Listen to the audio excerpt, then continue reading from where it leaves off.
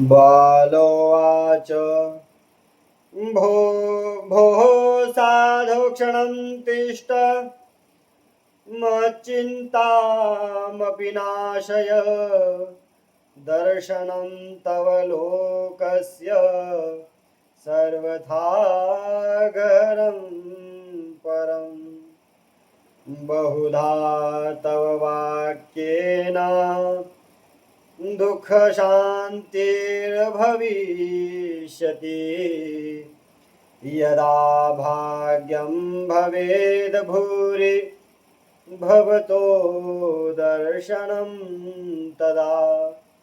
नारद उवाच काशी त्वं काविमौचेम नार्यः कः पद्मलोचनः वद देवी सविस्तारम् स्वस्य दुःखस्य कारणम्।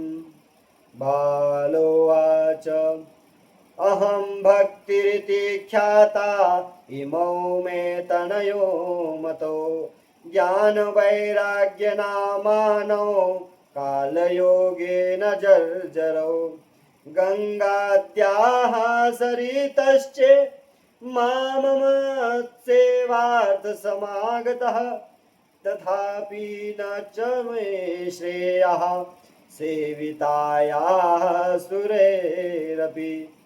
इदानीं शृणु मद्वार्ता सच्चित्तसतपोधना वार्ता मे वितताप्यति तां श्रुत्वा सुखमावह।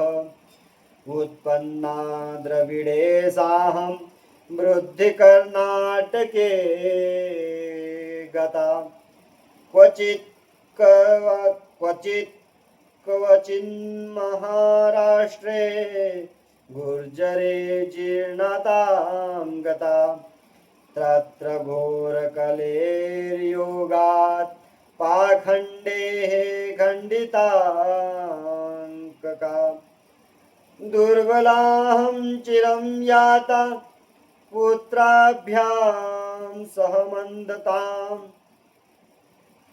वृन्दावनं पुनः प्राप्य नवीनेव सुरपीनि जाताहं युवती सम्यक् प्रेष्ठरूपा तु सम्प्रदाम् इमौ तु शयितावत्र सुतौ मे क्लियश्यतः श्रमात् इदं स्थानं परित्यज्य विदेशं गम्यते मया जरठत्वं समायातौ तेन दुःखेन दुःखिता साहं तु तरुणी कस्मात् सुतौ वृद्धा विमुक्तः त्रयाणां सहचारित्वा द्वये परित्यं कृतः स्थितं घरते जरठा माता तरणौ तनयाविति।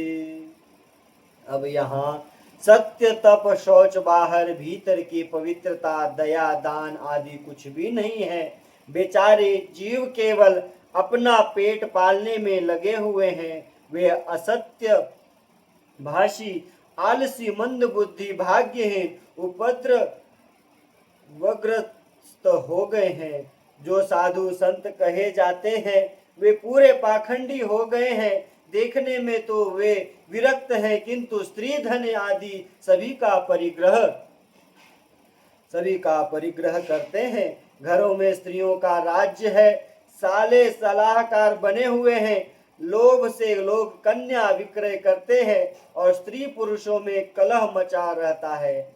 महात्माओं के आश्रम तीर्थ और नदियों पर यवनों विधर्मियों का अधिकार हो गया है। उन दुष्टों ने बहुत से देवालय ही नष्ट कर दिए हैं। इस समय यहाँ न कोई योगी है, न सिद्ध है, न ज्ञानी है और न सत्कर्म करने वाला ही है। सारे साधन इस समय कली रूप दवा नल से जलकर भस्म हो गए हैं। इस कलयुग में सभी देववासी बाजारों में अन्न बेचने लगे हैं। ब्राह्मण लोग पैसा लेकर वेद पढ़ाते हैं और स्त्रियां वैश्यावृत्ति से निर्वाह करने लगी हैं। इस तरह कलयुग के दोष देखता और पृथ्वी पर विचरता हुआ मैं यमुना जी के तट पर पहुंचा, जहां भगवान श्री कृष्ण की अनेकों लीलाएं हो चुकी हैं। मुनिवरों सुनिए, वहां मैंने एक बड़ा आश्चर्य देखा। वहां एक युवती स्त्री खिन्न मन से बैठी थी। उसके पास दो वृद्ध पुरुष अचेत अवस्था में पड़े जोर जोर से सांस ले रहे थे। वह तरुणी उनकी सेवा करती हुई कभी उन्हें चेत कराने का प्रयत्न करती और कभी उनके आगे रोने लगती थी। वह अपने शरीर के रक्षक परमात्मा को दशों दिशाओं में देख रही थी। उसके चारों ओर सैकड़ों स्त्रियां उसे पंखा झल रही थी और बार बार समझाती जाती थी। दूर से यह सब चरित्र देखकर मैं कुतूहलवश उसके पास चला गया। मुझे देखकर वह युवती खड़ी हो गई और बड़े व्याकुल होकर कहने लगी। युवती ने कहा, अजी महात्मा जी, क्षण भर ठहर जाइए और मेरी चिंता को भी नष्ट कर दीजिए। आपका दर्शन तो संसार के सभी पापों को सर्वथा नष्ट कर देने वाला है। आपके वचनों से मेरे दुख की भी बहुत कुछ शांति हो जाएगी। मनुष्य का जब बड़ा भाग्य होता है तभी आपके दर्शन हुआ करते हैं। नारद जी कहते हैं, तब मैंने उस स्त्री से पूछा, देवी तुम कौन हो? ये दोनों पुरुष तुम्हारे क्या होते हैं और तुम्हारे पास ये कमल नयनी देवियां कौन है? तुम हमें विस्तार से अपने दुख का कारण बताओ। युवती ने कहा, मेरा नाम भक्ति है। ये ज्ञान और वैराग्य नामक मेरे पुत्र हैं। समय के फेर से ही ये ऐसे जर्जर हो गए हैं। ये देवियां गंगा जी आदि नदियां हैं। ये सब मेरी सेवा करने के लिए ही आई हैं।